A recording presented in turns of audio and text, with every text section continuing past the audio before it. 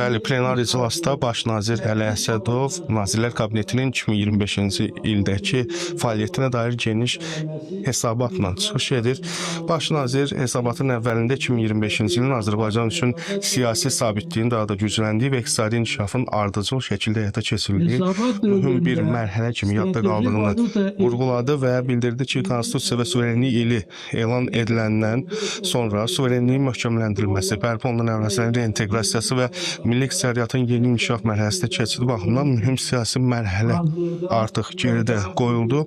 Bundan sonra isə ölkəmizi qarşıda daha uğurlu və daha ciddi addımlar gözləyir və il ərzində ölkəmiz qlobal və regional platformalarda təşəbbüskar mövqeyini daha da möhkəmləndirdi.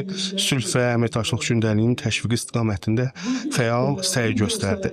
Bu baxımdan 8 avqust 2025-ci il Vaşinqtonda keçirilən görüşü Baş nazir xüsusi vurğuladı və bu görüşdə, sammitdə əldə olunan nəticələrin regional sabitliyin təmin olunmasında mühüm bir fəaliyyət kimi yadda qaldığını diqqətə çatdırdı.